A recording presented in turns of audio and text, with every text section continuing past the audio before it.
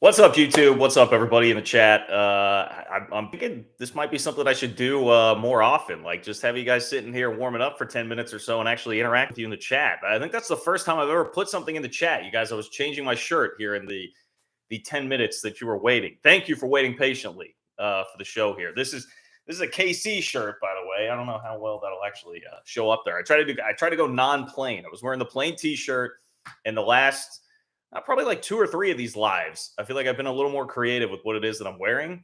So I wanted to give you a little something extra here. So I threw on the KC shirt to celebrate what a great, fabulous year my Kansas City Royals are having. But I appreciate all of you being here. That's not why we're here. We are here to talk conference realignment and kind of recap everything that's going on right now. And there's a lot happening right now in the rumor mill. There are also, I don't know if reports are the right word. I'm basically, today is going to focus a lot on Pac-12 country and what's coming out of Pac-12 country, because that's where all the action is right now. And everybody trying to figure out what exactly is happening there. There is certainly a lot of rumor. There's also just what's being put out there by Canzano and Wilner. And then also Jason Shear is the other guy that I've been following quite a bit, who runs Arizona's 24/7 site. And so he has an update too on what he says is happening right now within the Pac-12. He has been somebody pushing a lot that there are a lot of fractures within the Pac-12 right now. Nobody's really on the same page, so we can explore that too. People have questions. You guys ask your questions today. That is totally fine. I'll answer whatever it is you want, whether it's rumor, whether it's something that's been more along the lines of being reported. And I've got a full slate of stuff to update you on as well. So we'll have a lot of ground to cover here today. You guys know the drill. If you want to get your question or comment in, there are a lot of people already in here, approaching 200 in the chat. Just too much happening for me to see just the regular chats. But if you donate by clicking the $ below the chat box where it says say something, it will pin it up at the top for me. And that is how you can communicate with me on the show. Make sure your question or comment gets onto the show and support the work that I'm doing here on this channel and bringing you Big 12 and conference realignment content each and every week right now, as this thing is hot and heavy. And by the way, I saw today that there are 5 Saturdays left before college football. So we're getting close, people. We're getting close to the actual games here. Also, if you could like the video right now, that helps me out a lot. It's totally free. Just one click, like the video, helps me out with the YouTube algorithm. I would sure appreciate that as well. Let me give you what it is that I have on the agenda here. I am going to update you on John Canzano's latest report, which actually I think like a lot of people would be intrigued by this. Now, I don't know how new this number is, because I remember Canzano floating this out there a couple of weeks ago, but it's $30 million. And the significance of that is that he is saying that the Pac-12's TV deal very likely could only be $30 million per school, which would not be very good. The Navigate projections for the Big 12 had been up over 50, so 30 would not be very good. That would be very good news for the Big 12. He also has a potential solution, a workaround there. George Kliavkov apparently is running around saying that they are anticipating getting a deal north of 40. So there's a lot happening there, and I will read you his latest update. But that's one of, we've been calling it the Pac-12 propaganda machine. That's one of your Pac-12 propagandists in John Canzano, saying that $30 million per school right now is potentially on the table for the Pac-12, which would be great news if you're a Big 12 fan. There's also Jon Wilner, who had basically a mailbag where he just answered a bunch of questions. So don't take this like, hey, this is a report that somebody is leaving. But he got asked a question that you would expect, I think, from a Pac-12 fan at this point in time, which was basically like, hey, why is all the conversation so one-sided on the Big 12 rating the Pac-12? What if it came back around the other way? And he did name drop one school from the Big 12 as being one that would make a lot of sense, potentially paired with a San Diego State or an SMU if the Pac-12 were going to go that route into expansion, which there is, I would say, there is more and more conversation about that being something that the Pac-12 might actually opt to do. The tweet from Jason Shear, I can get you updated on him too, who's kind of the opposite side of the Pac-12 propaganda machine. This is an Arizona guy who is really pushing what Arizona's agenda seems to be right now, which is that the Pac-12 is disjointed and that they want to leave. But it has a little bit on the situation right now with Oregon and Washington, which is worth monitoring, not only for the Pac-12, but for the Big 12, because, that is one of the homes that I guess could potentially make sense for Oregon and Washington, as they're going to try and find something, whatever is the best for them. Will they buy their time and wait for either the Big 10 or the SEC. So we can get to that also. Beyond Wilner, Colorado was going to be the focus of this before I started reading more about what Wilner and Canzano had been saying here lately, because Colorado may start to get some public pressure now as the Denver Post columnist Sean Keeler, who's a guy that I've followed for a while and grew up in Big 12 country. He wrote a column saying, like, look, Colorado, you need to do this. You need to swallow your pride and go to the Big 12. He also did a hit on Sikkim 365, which I know a lot of you guys watch as well and definitely should. And he had very interesting comment from Colorado's administration that they basically view the Big 12 as a conference of JUCOs, a JUCO conference, community college conference. So those are bound to get attention, those words, certainly about the Big 12. And that's the dilemma that Colorado faces right now, what their fans want versus what is actually occurring within their donor base and the administration. If we want to get into UCLA, I mean, it sounds like UCLA may really get hit by the Board of Regents and the governor pretty hard financially for making this move to the Big Ten. San Diego State becoming a pretty hot name for the Pac-12. I mean, there's plenty that we can get into there, but I'd imagine you guys will have more questions about what's going on as it relates to the Big 12. So once again, to get your donations in and to get your question or comment in on the show tonight, click the $ below the chat box where it says say something. That is how you do that, and ensures that you get on here and support the work that I'm doing here on this channel. Like the video as well. We've had a lot of people hop in here since I last said that, but please do like the video. It is free and something that definitely helps me out as well. All right, let's get rolling. So John Canzano, he is an Oregon-based reporter, radio host, columnist, and on his website, he's been one of the really strong voices in the Pac-12, continuously updating with information. He has gotten basically like a stamp of approval from Jon Wilner, too, who's communicated back and forth on Twitter and promoted some of his stuff as well. I saw some of that recently this weekend. So those guys have really been leading the charge. You know, if you're talking about the Pac-12 propaganda machine, which I say halfway tongue-in-cheek. Like, look, especially Wilner. I really respect Wilner. He's the guy that broke the story of USC and UCLA leaving. He's the most connected guy in Pac-12 country. But, of course, because of that, because he is the one that has the most in terms of sourcing in the Pac-12, he's going to get a lot of a Pac-12 slant with what it is that he's reporting. Canzano, to me, has been a little more on the propaganda end of things, but that's what makes this more interesting, quite frankly. So this was Canzano's latest report. He says, the original projection for the Pac-12's new media rights deal was $500 million a year, but that included $5.7 million Southern California TV households. Split a dozen ways, it worked out to $41.6 million per year. So, okay, the projection beforehand for the Pac-12's new media rights deal before they lost SC and UCLA was going to be $41.6 million per year. Says the new projection, $300 million a year, which split 10 ways, that's only $30 million each annually. It's a 28% reduction. So this, I think, goes back to where numbers that I talked about a couple of weeks ago. And Canzano, I think, is just recycling the numbers here and using them, which is interesting to me because right now the push from Kliavkov apparently is that they're going to get north of 40. Right now we're hearing about this 30-day window, which expires on August 4th, this like exclusive negotiating window with ESPN and Fox to try and get something done right now. And the other part of it is, look, like 28% reduction, well, it is a lot, and $30 million would not be good news for the Pac-12. That still 28% reduction seems almost not steep enough. And I go back to something that I said a couple of weeks ago. Like, it feels like it would be more than that because Texas and Oklahoma, there was the famous meeting where Bob Bowlesby said that it could be like 50% of the value being stripped from the Big 12 with Texas and Oklahoma leaving. The Pac-12, you would think it would be more than just 28% with losing mainly USC, but obviously UCLA too, and completely losing the LA market there. But even if it is, if you're a Big 12 fan, you would definitely settle for $30 million being the Pac-12's TV deal per team, because I think that would be enough. I would have to imagine to get the four corner schools to really, really listen to you, or at least some of them.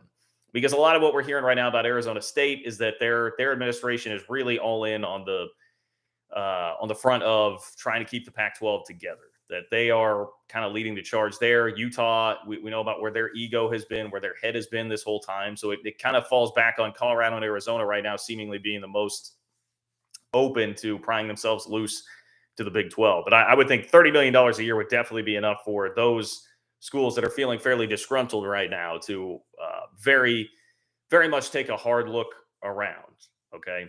Now, what Canzano went on to say is that ESPN Plus could actually be something that helps out the Pac 12, which is funny here because the two things that are being pushed right now by the Pac 12 propaganda machine are um, the night games, the fact that they play Pac 12 after dark games, which have been maligned and have hurt the league before in terms of just national relevancy, Heisman chances. You know, when you think back to like the Christian McCaffrey year, it's been much maligned, but the fact that that is a window where ESPN knows they will still get a good solid number, especially for that window, could be very valuable and help them out. I do agree with that. I do definitely agree with that. But they're pushing that at ESPN Plus, another thing that's just been torched a lot, especially here like in Big 12 country, right? We've heard so many negative things about ESPN Plus and people get frustrated with it. And now this is something that Canzano is pushing here. It says, quote, my understanding of the way it works at ESPN is that there's a budget for the network and then also a budget for ESPN Plus. So if ESPN Plus got a significant chunk of Pac-12 product, it could be used to justify higher payment by combining money from the two buckets. So he says, could a loose partnership with the ACC and some creative thinking with ESPN help make that happen? One current Pac-12 AD said on Thursday, we could potentially give ESPN Plus the best content they ever had. The conference coaches might not love the limited exposure that comes with streaming games on ESPN Plus or even Apple TV Plus, but the trade-off could be millions more in funding. Kliavkoff has to go where other conferences haven't to find new revenue. There will be concessions weighed. Let's face it, the conference just endured a decade of limited distribution on Pac-12 networks and is used to it. So this is interesting. Like I remember a game last year. It was actually UCLA Fresno, I believe, that Fresno won, if I recall correctly. And it was on Pac-12 network, and it was an awesome game, and it was going down to the wire late, and you couldn't find it. You literally could not watch it because it was on the Pac-12 network. And at least like here where I'm at right now in Kansas City, it was like you could not find the game. There was no possible way to watch it, which is damn near impossible right now. When almost anything you can find a way to stream it. And so, yes, that is true. Like the Pac-12 has already had real problems with that just because of the Pac-12 network. So ESPN Plus would not be all that different. My question would be, like, how much content is it that would go on ESPN Plus? How many games a week? The Big 12 is obviously dealing with that. I mean, K-State, I think last year had 3 games in a row that were on ESPN Plus because I remember the team being frustrated about that and voicing some frustration with that. So it's not unheard of. Obviously, the Big 12 is dealing with it right now. The Pac-12, if it is a way to increase that payout significantly, I would think would almost have to do that. But then you're talking about like maybe long-term exposure issues there for the Pac-12, maybe just feeding that machine even more of being more out of sight, out of mind, less people paying attention to it. But in the short term, if it helps keep your league together, that is something that you probably have to do. It's also the kind of thing that the Big 12 with a TV contract coming up and having to try and negotiate right now should keep an eye on. Like, is this something that will generate significantly more revenue? Is that the type of thing that needs to be on the table for the Big 12? I think anything and everything is really worth monitoring right now, but that's actually the kind of solution that I think we've maybe not that specifically been advocating for here for the Big 12, but that sort of thinking is what we've been advocating for and anticipating that we would get, I think, with Brett Yormark. And the same deal goes here for Kliavkoff, who is also one of those guys that, again, cut from a different cloth, not totally from the traditional background, and maybe thinking differently with the media partners and what it is that they want to do. So that is part one of what we have from Pac-12 country. Let me get to a couple of donations here. And again, if you want to get your question or comment onto the show, you do so by clicking the $sign below the chat box where it says say something. That is how you donate. It will pin it up at the top for me and get above everything else here in the chat. Make sure that your question or comment makes it on the show and support what I'm doing and bringing you Big 12 content every week. All right, our web says, hey, John, this Washington-Oregon unequal revenue sharing talk is literally the best recruiting tool the Big 12 could ask for. Well, yeah, so there is a lot of that. Let me just transition to the Jason Scheer tweet. And again, Jason Scheer runs wildcatauthority.com. That is the 24/7 site for Arizona. He says one of the major issues right now is that ESPN offer is low, and Oregon and Washington want unequal sharing. They want a certain percentage more. Numbers don't make survivable possible within the conference. Big fracture within the conference, and the other schools won't budge. Yeah, so basically what you have here, like Oregon and Washington are saying, we want a bigger piece of the pie. We are clearly worth more than the rest of you. We are the thing that's going to keep this league together. You guys are kind of at our mercy. The Pac-12 is basically in the position of the Big 12 with Texas and Oklahoma at this point now, where it's like you can bend almost anything to your will if you're Oregon and Washington, because what other choice do those guys have? If Oregon and Washington were to leave, especially if it were to the Big 12, like what does the Pac 12 do at that point? Can that league stay intact at all? What is the payout going to be then? I mean, you've already lost 28%, according to Canzano, with SC and UCLA leaving. If Washington and Oregon are gone, I mean, which everybody says, I mean, Wilner, Canzano, everybody pushes by far the two best brands left when you're talking about the Big 12 and the Pac 12. Like, what if they leave? What are you going to do then? So you're in a tough spot, because at the same time, if you do bow down to that, you're completely at the mercy of these two schools that want to leave the second that anybody else calls. They're just sitting there waiting by the phone, and now they've just got you over the barrel. They have all the negotiating power. How many problems have we talked about that causing for the Big 12 because of Texas basically from day one, throwing its weight around? And then 10 years ago when they get the Longhorn Network and they already had the special treatment, and we know how the last decades unfolded for the Big 12 when they got that special treatment, and same with Oklahoma to a lesser degree, but still there as well. It's trouble. It is definitely trouble. And, there have been, if you're following like MHVER3 on Twitter, there's been a lot of talk about Big 12 schools saying no to that they would not be doing that. And I am with that. I would not give Oregon and Washington an unequal cut of the pie if they were to come over to the Big 12. What I would consider doing is giving them just like a free pass. Like, hey, if it's the Big 10 that comes calling, you guys can just go immediately. That's fine. We know that's what you want to do. That's basically the only way I would think any of them are going to sign for anything, even 5 to 7 years right now, if there is a minimal or negligible, like no fee to leave for the Big 10 and or SEC if and when they come calling. So I think that's a different deal than unequal revenue sharing, but unequal revenue sharing does set up potentially a lot of problems for the conference. And there's that you do hear a lot of talk right now about that coming out of the Pac-12, that's what Oregon and Washington would be like negotiating for. And of course they are. Like, why would you not be if you're Oregon and Washington? Again, I just kind of outlined that situation, but of course that's what they're going to be doing right now. And this is a part of the problem for the Pac-12. Like, if I were Oregon and Washington, I would kind of just be prolonging this as long as I could and trying to play the field. Like, there's a lot of talk from MHVER3 again about more conversations happening between Phil Knight and Brett Yormark. He has at least tweeted a couple of times. And again, this is all speculatory. How much word and how much stock do you put in this guy on Twitter? That's up to you. But he has talked a couple of times about Phil Knight chatting with Brett Yormark. Oregon seems to be very happy, content to play the field. There have been talks about the ACC trying to get involved as well with Oregon and Washington, and seeing if that were a possibility at all. Now, I think that is much less likely, but you can understand why everybody would be trying and kind of tussling for it right now. And that seems to be the mode that Oregon is in. Like, let's play all our options out.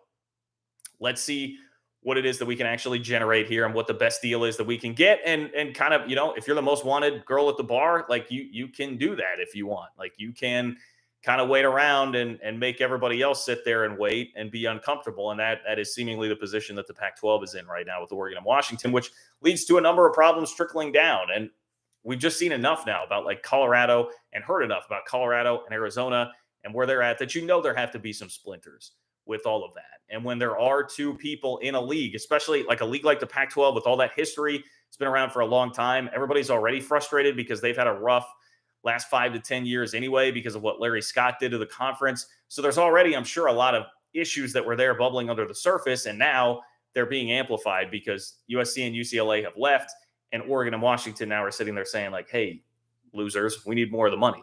So you can see basically how all of this would play out, that there are a lot of problems within the Pac-12. And that, again, I think gets back to like some of the frustration here in Big 12 country about why the narrative that's been formed from some of these Pac-12 sources about like, well, hey, ultimately the Pac-12 and the Big 12 are still on pretty equal footing. Well, the Big 12 does not have all of those issues and infighting. And when you have that type of stuff happening, that's how splinters start to happen. And that's how you get somebody to wiggle themselves free and leave the conference. So I think that is still a huge piece of this puzzle. And yes, the Oregon and Washington revenue share, unequal revenue sharing part is definitely significant in that. Our web, Brett Yormark got 99 problems, but unequal shares ain't one. You're right about that. You are right about that. Again, at least for now. I don't know. Maybe Yormark decides, hey, we'll go do that.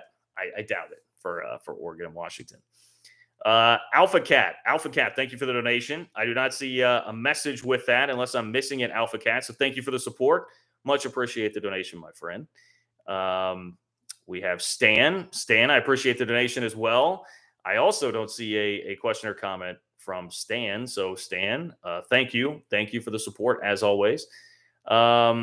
Christian says, would Stanford truly nix football rather than join a new conference? It seems so extreme and looks to be driven entirely by their pride. I mean, I think would I say they would do that rather than join a new conference? No, because they would absolutely join the Big Ten. And I mean, a lot of the motivation I would think for Stanford right now has to be stay alive for another couple of years and see what does happen with the Big Ten. See what happens with Notre Dame's TV contract.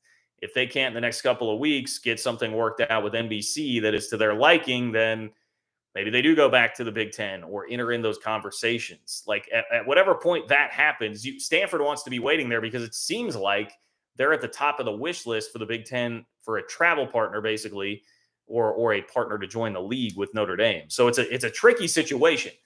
Now, would Stanford drop football before they join the Big 12? Yeah, I think they probably would. I don't think that that's something that they're wanting to do. I just told you, and I'll have more on it in just a moment, but that we heard within the last 3 days from Sean Keeler, a columnist at the Denver Post, that Colorado's administration views the Big 12 like a JUCO conference. Well, that's Colorado. I mean, and I know they're a little hoity-toity there in Boulder, especially these days now having been a Pac-12 institution for the last 10 years. But that's Colorado. That is not Stanford. Stanford's on a different level, man. I mean, as ritzy as Boulder is, Palo Alto is on a different level, and so Stanford feels that even more.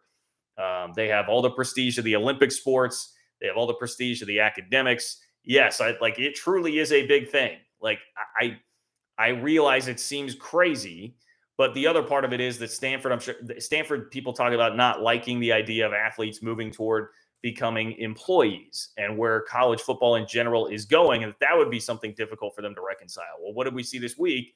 We saw that Kevin Warren is meeting with, it was like a group led by Sean Clifford, Penn State's quarterback, where they're talking about revenue sharing in the Big Ten, which is a potentially bad deal for the Big 12 to keep an eye on, and something that I think is like low key a bigger deal than what is being made out to be right now. If revenue sharing starts happening in the Big Ten because they have so much money to throw around with their TV contracts, you talk about a recruiting advantage.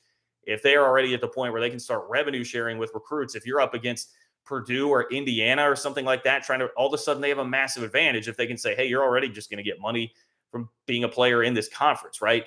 But that's also we're getting closer and closer toward these guys being actual employees. And that's something that I think Stanford doesn't like. So there are a lot of factors there where I think Stanford just looks at it like they would not want to lower themselves to a place like the Big 12 or the SEC, because again, they look down on the culture of the SEC and academics and all those things.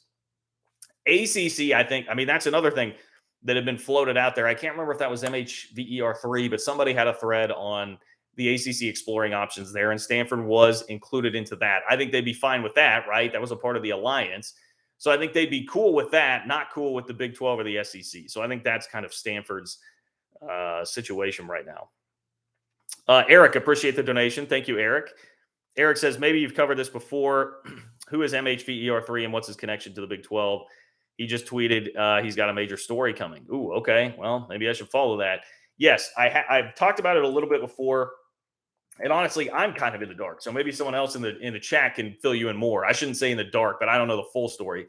I just know he's somebody that's picked up a lot of like Twitter credibility. He has had some things that he has been spot on about. I believe USC, UCLA was one of those.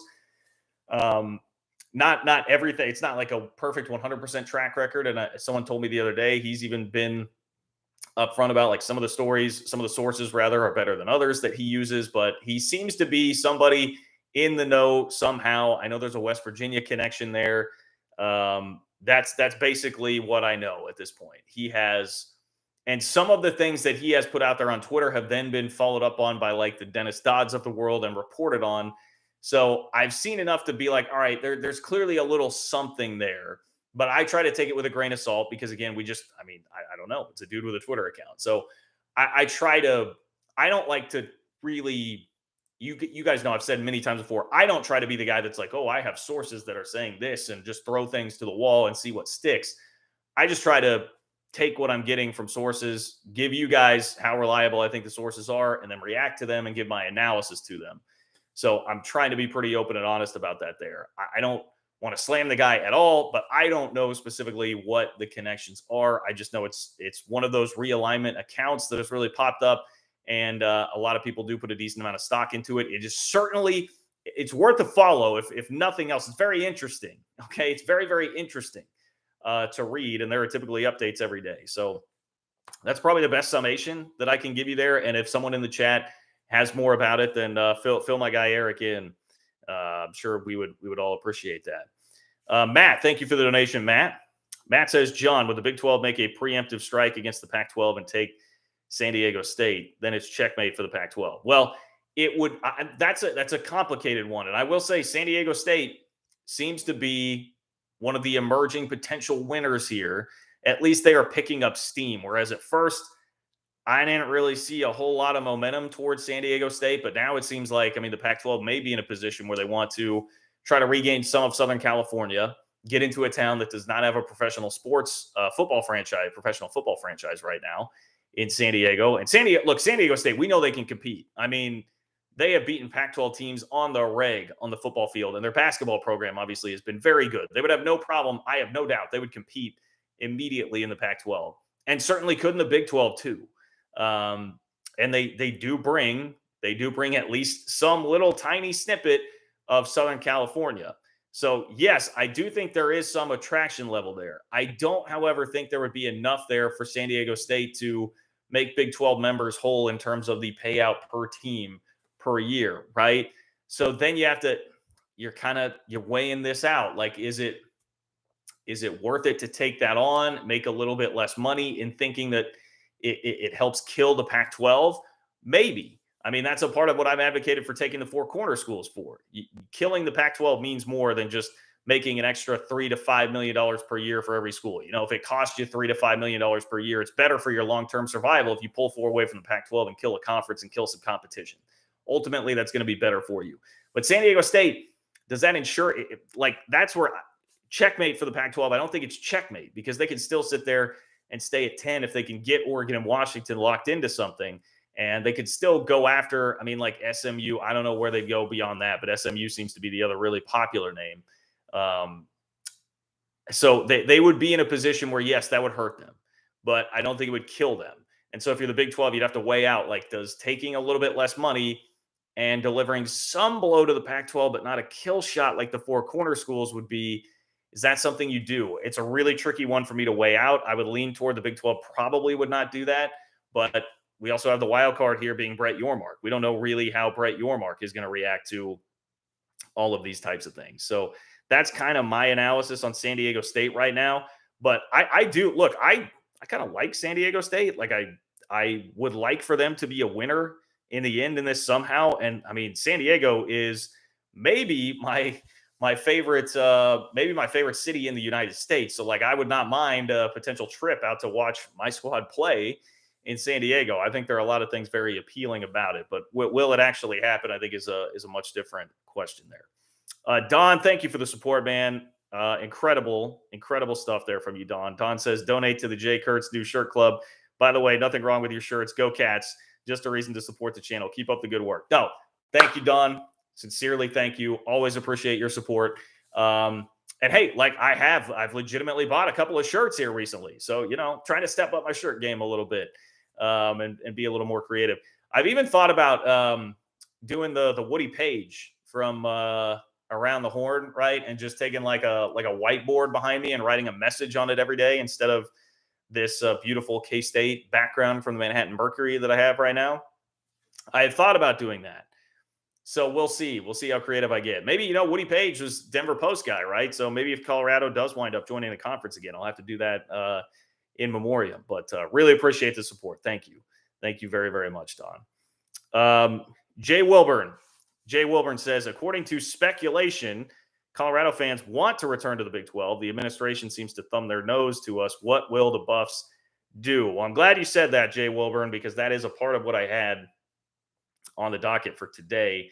And shout out to Sean Keeler, who I followed his work for a little while. He's always kind of been around Big 12 country, and was writing for like Fox Sports there for a while. And I didn't even realize actually he was with the Denver Post. So this is a part of where it sucks that Colorado's been gone and in the Pac-12. I have not paid attention to this, but he wrote a really good column kind of urging Colorado to get out of the conference. Here are some of the highlights. He says, "Get out, CU. If the Big Ten won't return your calls and the Big 12 does, along with a lifeline, you'd be crazy not to take it. You don't want to go back to Ames or Stillwater? We get it. Granola and brisket don't always mix. But the Pac-12 you signed up for is gone. It's over financially and competitively. To put it another way, if push came to shove in 6 years, would you rather be in a conference with San Diego State, Boise State, and Fresno State, or in a conference with Iowa State, K-State, West Virginia, and Cincinnati? Because if whispers of the Big 12 continuing to look west while reportedly rejecting offers of a Pac-12 merger outright are true, it might well be more appealing of the two options that are less than ideal paths going forward." So that's his stance on it. And then the kudos to the Sikkim 365 crew who got Sean on their show. I believe it was Friday. And he hopped on with them and said this. He said, quote, "I would say the fan base would be 60-40 to wanting to return to the Big 12 and maybe even higher. They were burned. They feel duped by the Pac-12. But he said, here's the kicker. I think the administration is 70-30 Pac-12. They want the comfort. They want the politics. They want the caviar. They want the prestige. The administration at CU views the Big 12 as a JUCO league. They don't want to be in that, and the fans absolutely do." Interesting dichotomy going on right now at Colorado. He even mentioned, too, a little bit of a generational divide there in the fans where younger fans may be more inclined to favor the Pac-12, and older fans who remember being in the Big 12 have less of an issue with going to the Big 12 and more of a yearning for that. A lot of it is the culture of Colorado. Like, if you're somebody that legitimately cares about Colorado sports and cares a lot about Colorado football, I can't imagine how you wouldn't want to return to the Big 12. Like, the general malaise for football in the Pac-12 has seeped its way into Colorado. They have been a nothing burger for a decade, no relevancy, not around schools that really care. If you're somebody that truly cares about it and remember Colorado's heyday in the 80s, the 90s, the early 2000s, how could you not want to return to the Big 12 and other schools that care and some of those rivalries that you had? But the problem that Colorado faces, and I listened to Sean detail a lot of this on with Sikkim 365. It was really good stuff. But he was talking about, look, the largest donor base for Colorado is in California. And that's not the kind of crowd that would want to go back to the Big 12. So you're trying to manage the average fan, football relevancy versus hey, the guys that have deep pockets that give us money, they're out in California. They would rather hobnob with their buddies and talk about their school being in the Pac-12 and tout the prestige and the academics and all those things, like the same cultural stuff we always talk about with the Pac-12. So it is a difficult situation for Colorado to be in. And obviously the admin, they want to be paired up with the likes of Stanford and Cal. They love that stuff, not Iowa State and K-State. That's just the reality of where Colorado's at right now. So what will they do? I think in the end, money will talk. I think a lot of that will come down to, I hate to be a broken record on this, but what does the Pac-12 find out? The exclusive negotiating window ends on August 4th. I highly doubt that you're going to have any kind of deal worked out by then.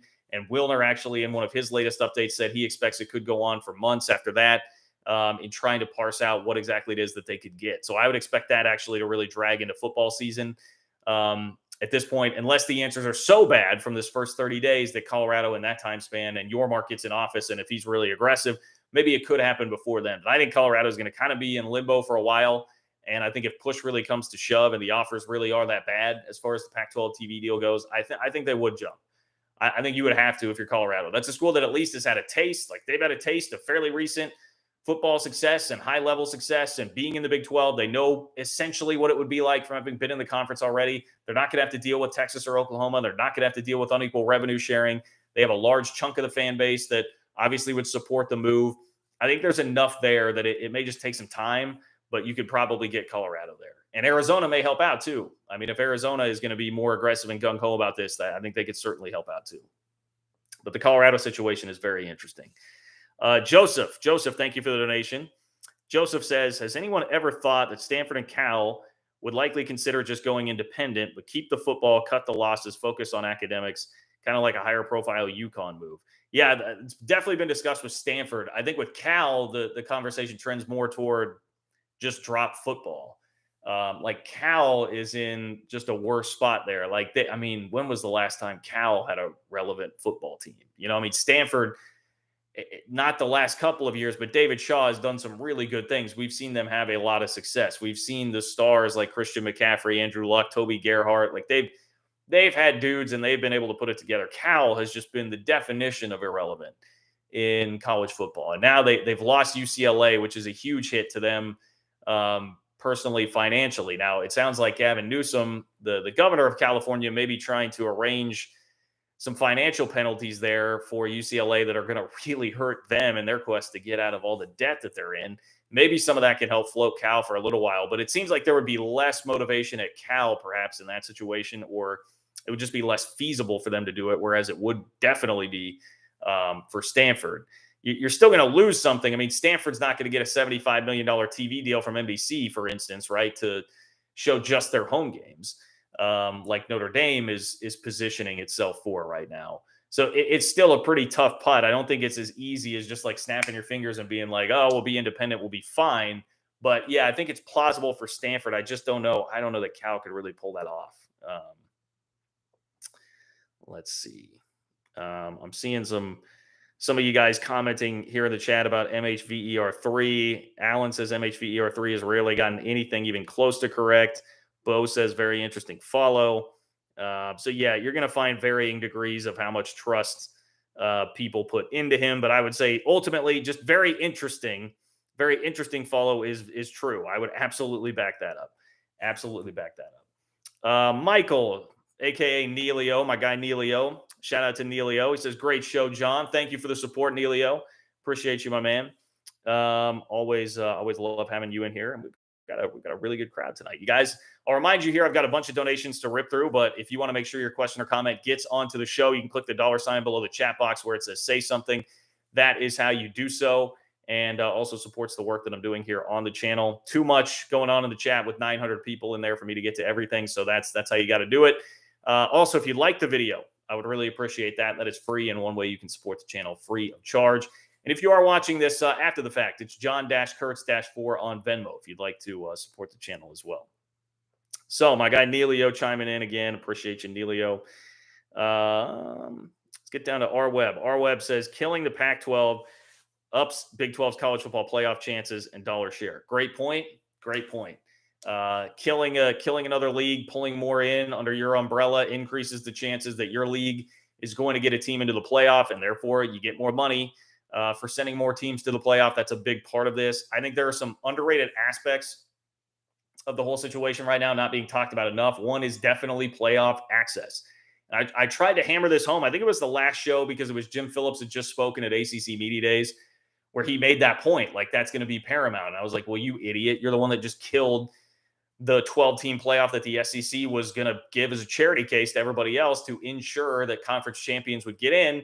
You killed it, and now they have absolutely no motivation to ever give that back. I think that's a huge talking point, and angling for whatever playoff system would give you the best potential access here is going to be a monster part of what happens next. And then the other thing I mentioned is Big Ten opening up conversations with the athletes about revenue sharing, which Kevin Warren has now started to do.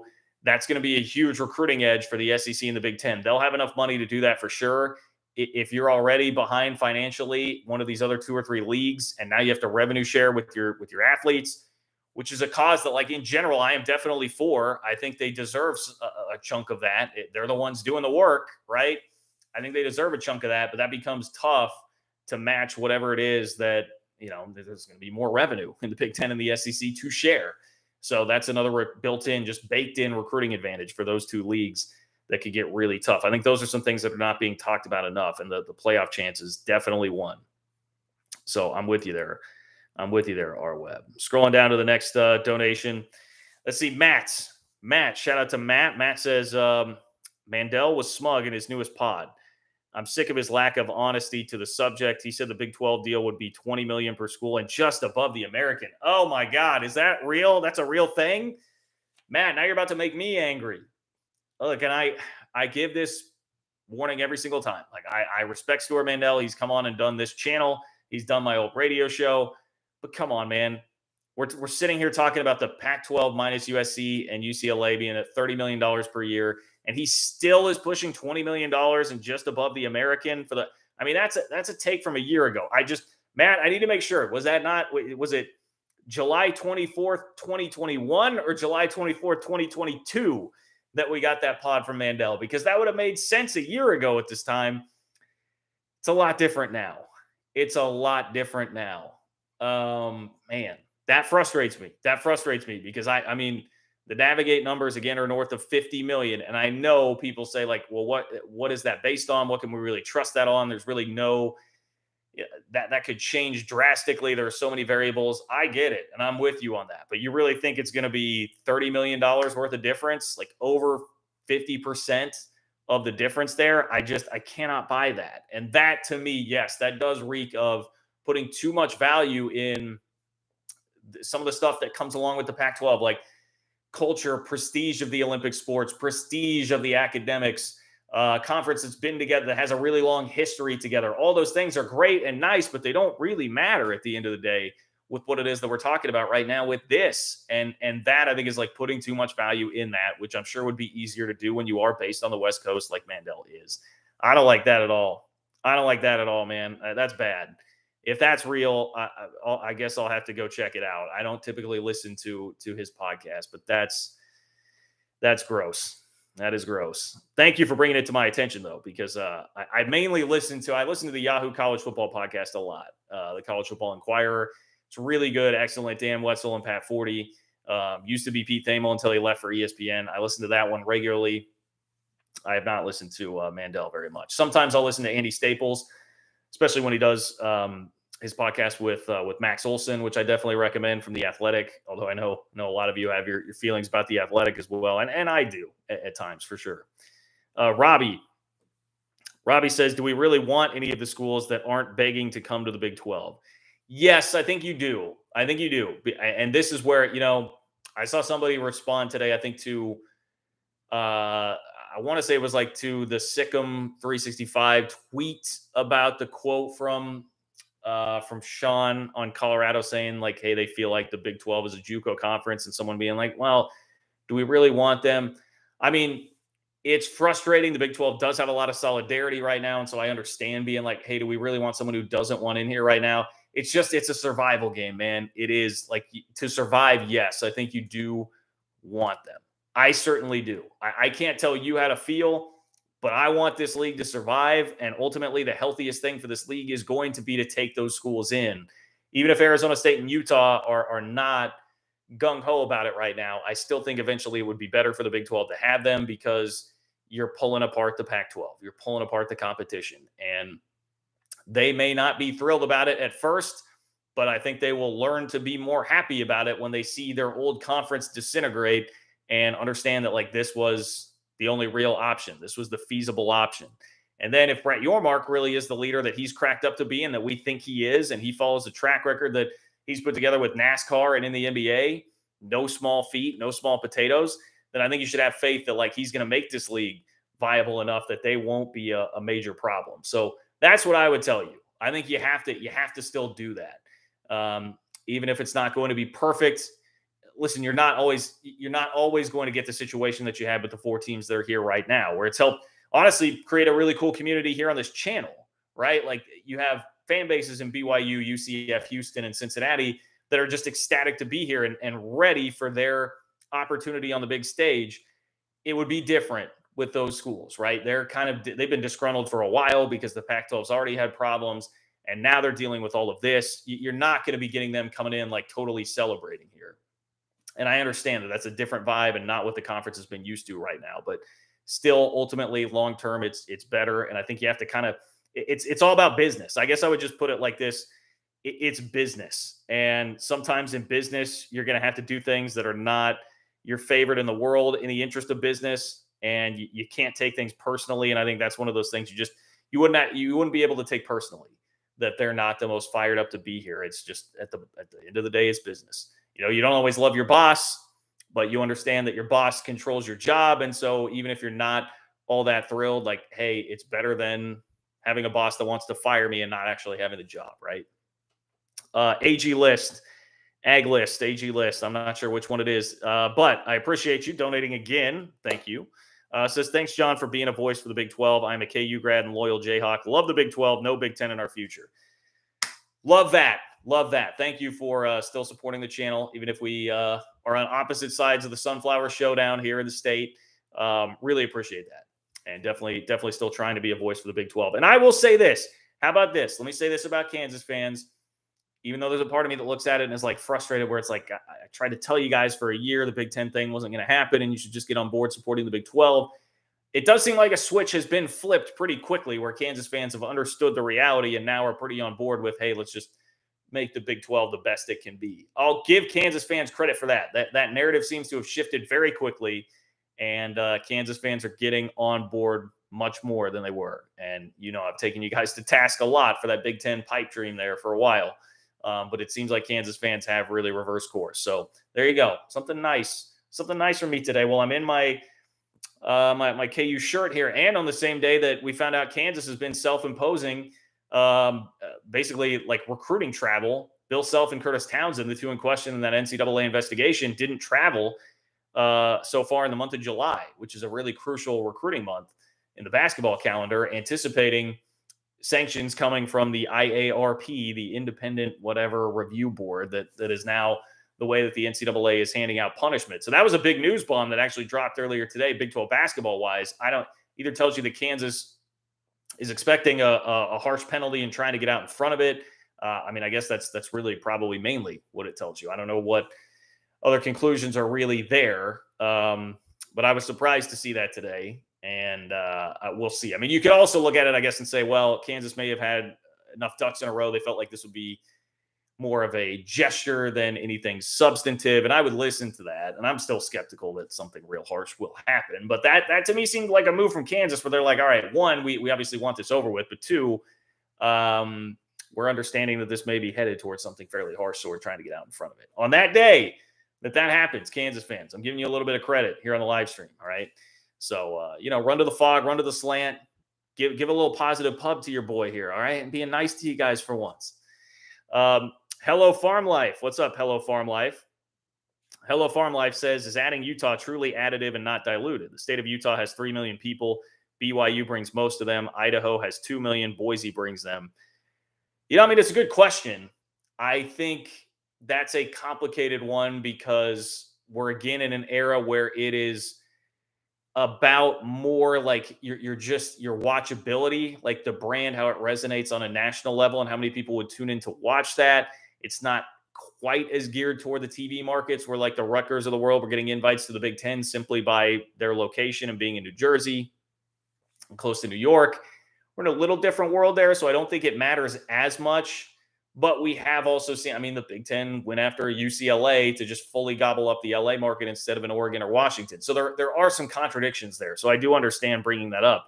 And I think really in the case of all four of the four corner schools, you can definitely have a debate there about how much it would really matter to TV execs that you're bringing them in. I think ultimately together, along with BYU, they would formulate 5 teams in your league that could facilitate basically every week during the conference season somebody playing there a home game that would give you that other time slot that ESPN wants, like the Pac-12 After Dark time slot. So I think there's a lot of strength in numbers there in adding the value to the TV contract that ESPN could say, well, hey, well, not necessarily ESPN, NBC perhaps could say, hey, well, now we can count on this every single week as opposed to BYU doing it, 3 or 4 times throughout the year.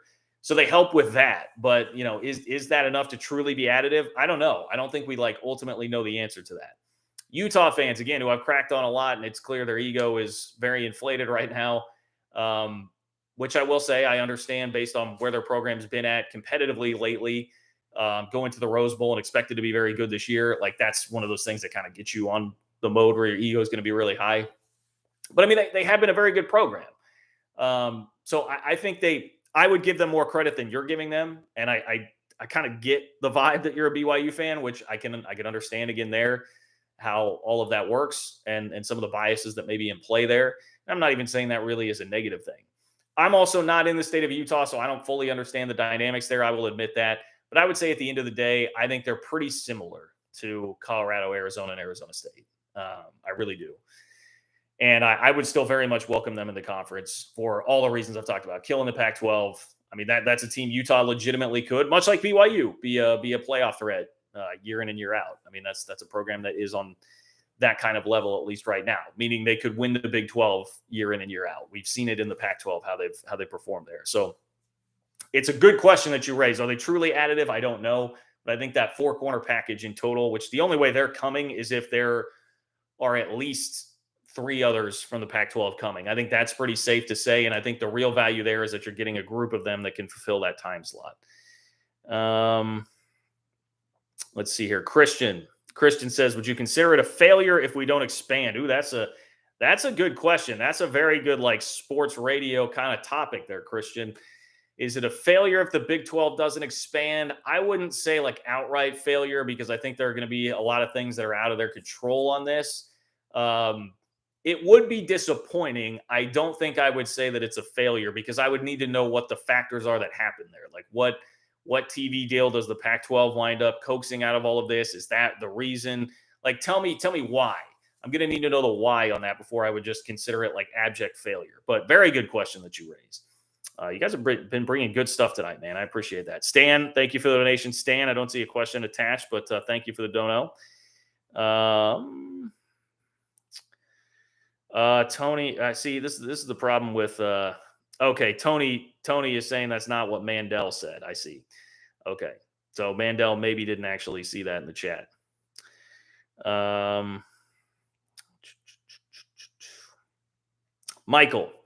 Michael, what do you think about dropping Colorado from the conversation and replace them with San Diego State, Arizona State, Utah, and San Diego State? I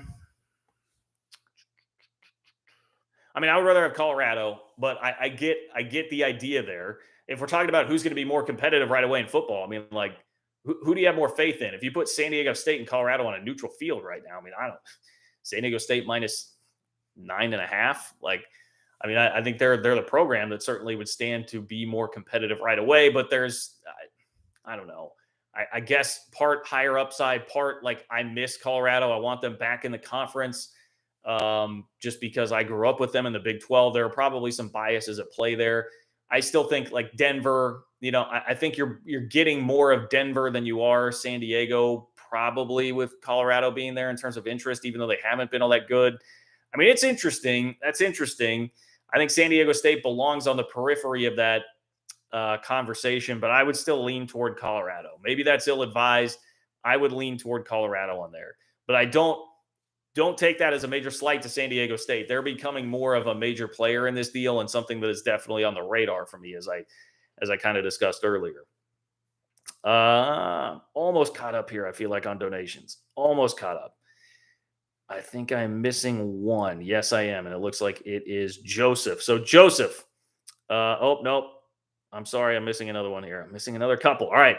Trying to get caught up here on all these guys. Robbie says, unfortunately, I feel it will only be the Big Ten and the SEC in 15 to 20 years. Everybody gets left behind. Probably. Yeah. I mean, I still think that's, we're talking a lot about the minutia here in the short term. A lot of people, I think, that either follow or cover college football from a national perspective, the reason that we get kind of the vibes that we get from them and where some of the frustration stems from with people as it regards how the Big 12 is treated here is that a lot of people do look at it like that, like, we're going to be at 2 major leagues like AFC, NFC here before too long. Why do I really care about the shuffling going on the lower level? And that's where it's like, well, us that have those schools that are in those conferences and in those conversations, we care very deeply about all this, but a lot of people just can't bring themselves to care because they just see where this all is headed big picture. And I can't really blame people on the surface for taking that kind of view if you're just a casual fan. But for those of us that obviously live, eat, breathe, sleep, all of this, like I think most of you here in the chat do, it matters very deeply, deeply to us. Garrett says, random thought. If K-State exceeds expectations, any schools you think Kleiman would leave for? Iowa, if Ferentz retires, SEC job, i.e. Auburn. Oh, boy. I can't see Auburn. Chris Kleiman does not, to me, seem like a guy who would want to go take the Auburn job, especially after seeing how they have treated Brian Harsin. I was just listening to him, his SEC Media Days opening statement. The guy has to go on there and talk about the investigation into him and his program that Auburn went through back in February. Like, I don't think he wants to be part of that. Iowa, yes, I think Iowa could be a threat.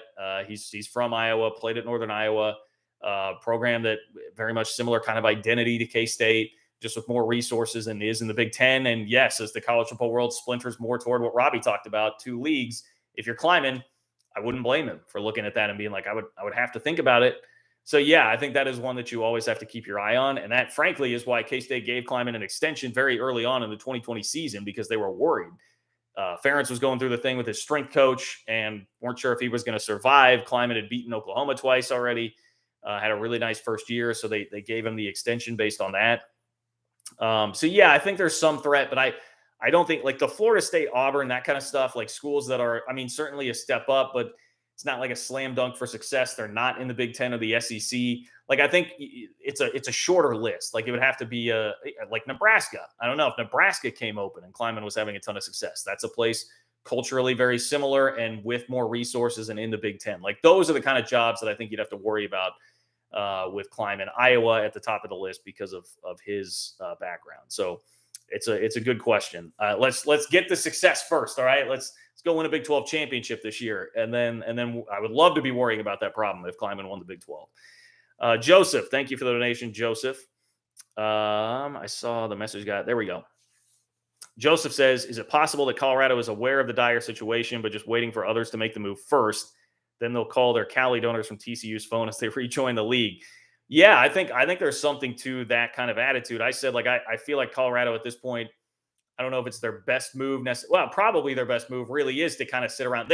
Yes, I think Colorado is in a situation where they would not want to be the first ones to go. And all signs are pointing toward Arizona being the leader of the pack, the first to go. What we're getting from Jason Scheer, who runs their 24/7 site. And, most of the guys that run the team sites, they're certainly plugged in. They have to be able to run those. And so that tells you some of what the thinking is within the Arizona athletic department. I would put some stock into that. Arizona seems disgruntled, ready to go, not wanting to put up with this. I think it would be kind of Colorado falling in line, but they probably are domino number 2. I mean, I still think they're earlier up on that list. Arizona State and Utah bringing up the rear. And, there's even been talk now about like Arizona State might not be wanting to come, that they would be the toughest to pry loose because their administration right now is all in on saving the Pac-12. So it is possible. It is possible that Colorado would be number 2 in there and waiting. Yes, I think that's a decent summation of the situation that absolutely could be there. Sorry, I'm hearing I'm seeing the spam that's in the chat. Trying to get rid of that for you guys here. Somebody hit me up on Twitter at JL Kurtz if you ever want to be a mod for the chat. We're getting to the point where there's enough people in here. I probably should start doing that. Slide in the DMs there. Probably going to try and do 5 to 10 more minutes here. I'm actually feeling pretty good, even though we're almost at an hour. I haven't even gotten to nearly as much as I wanted to on the agenda that I have, because you guys have had some really great questions here tonight. But if you want to get something in, now is definitely the time. This is like the 5 to 10 minute warning. So click the $ below the chat box where it says say something to donate and get your question or comment in and support the work that I'm doing here on this channel. Also, if you could like the video, I would appreciate that immensely as well. That is free of charge, and an easy way to support the channel. Alpha Cat says Oregon State and Washington State are running scared. If Colorado doesn't want to join with Zona, go after one of them and put a fork in the Pac-12. Yeah, it's just like, I mean, Oregon State and Washington State, I don't think there's any scenario where they're going to join now that the Big 12 has shot down the full-on merger there. They just don't bring enough to the table. You're definitely going to be taking, I mean, that's basically just like slicing the pie an extra way for no reason.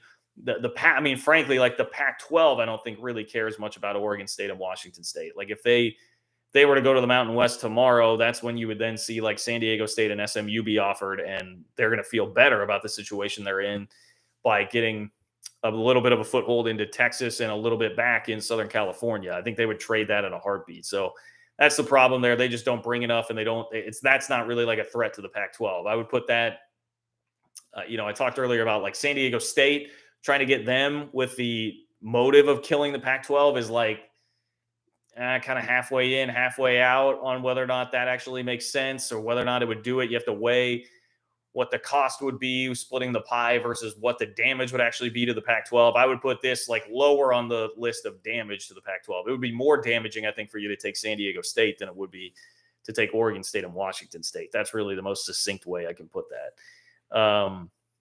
But appreciate the question and appreciate the donation. Eric, thank you for the donation here. Eric says we need to improve our brand by winning in football and leveraging basketball. I've seen Alabama leverage football to improve basketball at Alabama. Go Cougs. All right, so Houston fan there saying we need to improve our brand in football by leveraging basketball. Alabama leveraged football to improve basketball at Alabama. Yeah, I think it's tougher the other way around, though, right? I mean, like ask Kansas how difficult that is, or ask Arizona how difficult that is. Like you have two examples right within this whole conversation that very much would prove how difficult that can be when you are Alabama and it's like you're running college football like nobody really ever has for this extended period of time.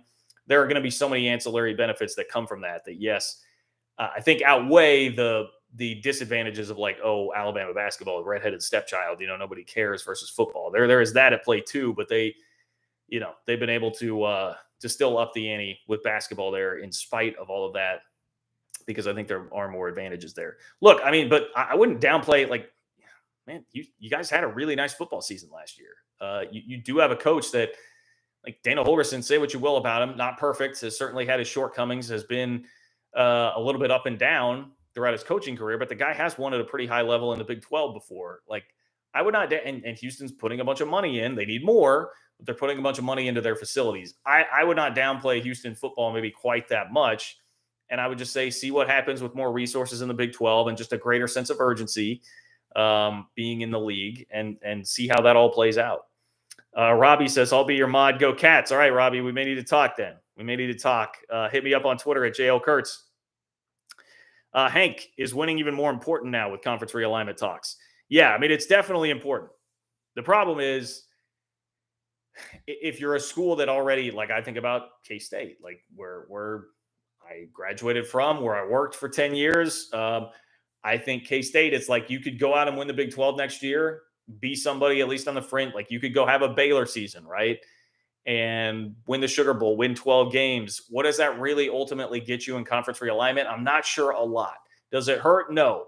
Is it a time to be going all in to try and garner as much success as you can? Yes. But I think the play there is more like you hope that the can gets kicked down the road until like the ACC contract is up. So you've got another 12 years of being in this type of situation, and that you could go on a run where, I don't know, you rip off 3 or 4 Big 12 championships in that time span, make a playoff appearance or 2. And maybe at that point, you built up enough brand equity over the time that you'd be viewed more like an Oklahoma State. And even then, like Oklahoma State is at least in the conversation, like kind of on the fringe of the conversation for Big Ten and SEC. If you look at the Vegas odds, they who's next to be added. I know that's not like inside information, but they're at least on the board there.